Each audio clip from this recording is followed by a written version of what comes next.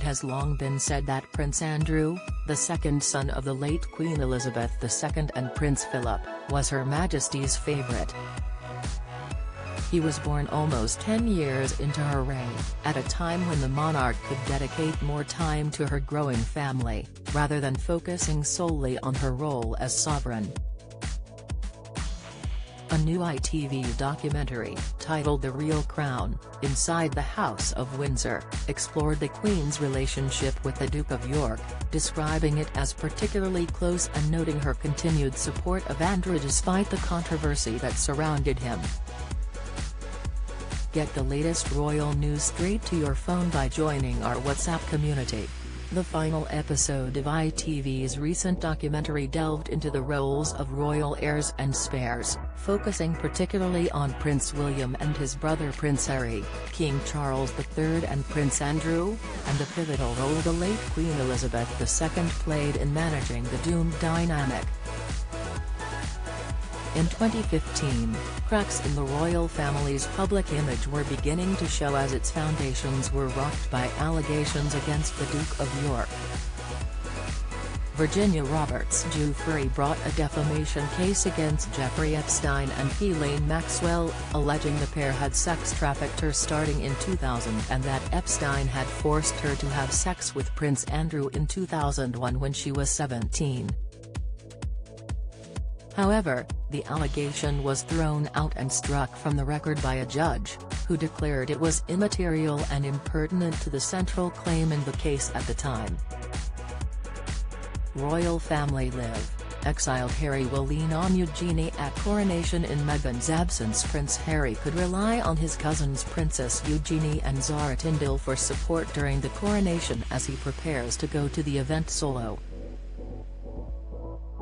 Royal experts have suggested more junior members of the royal family will speak to Harry during the celebrations, as he prepares to see his family for the first time since bombshell claims made in his memoirs fair. It will also be the first time he sees his family since the release of his Netflix docuseries with Meghan, Duchess of Sussex. The documentary, which was released on Thursday, claimed Queen Elizabeth, at this point, was faced with an impossible decision, whether or not to stand by her son. She went to her church in Sandringham, and when she left later that day, she had decided to back Andrew, the narrator explains. She orders the palace to do something they almost never do, write to the media, emphasizing Andrew's denials and warning that palace lawyers are watching.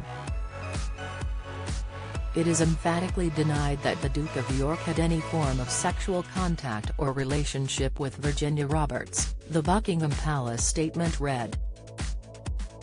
Any claim to the contrary is false and without foundation. Andrew, who had been holidaying in the Swiss ski resort of Fehérbier, approved the statement, which was widely considered extraordinarily frank for a member of the royal family. George Carey, Archbishop of Canterbury from 1991 to 2002, described the unique dynamics within the House of Windsor, telling the recent documentary, "The more distant a special family is, the more they have to huddle together to find warmth within it. You've got to keep things private, which puts a burden on members of the family as well because, of course, everyone wants to know what's going on." Despite a growing crisis within the palace, the Queen did not suspend her second son.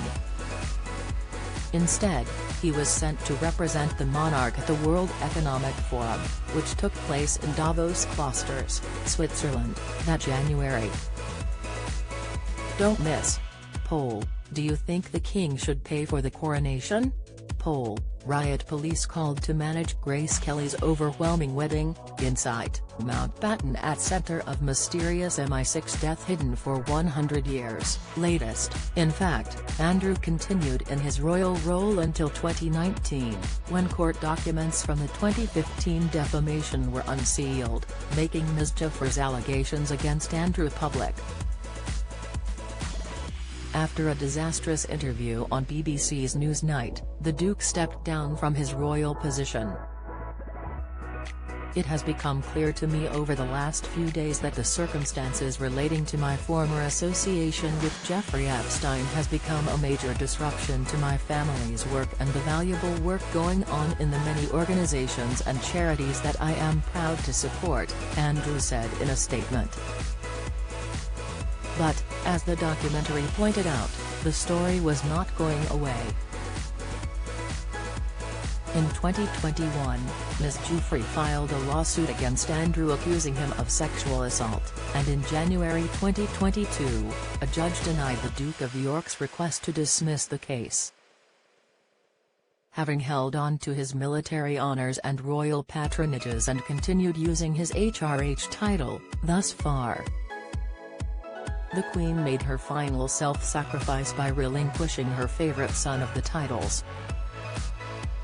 Buckingham Palace issued a statement saying the Duke of York will face the lawsuit as a private citizen. With the Queen's approval and agreement, the Duke of York's military affiliations and royal patronages have been returned to the Queen, a spokesperson for said.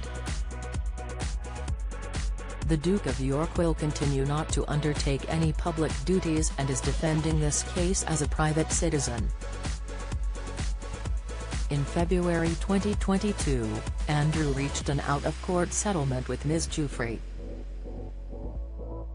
He has vehemently denied all allegations and the settlement was not an admission of guilt.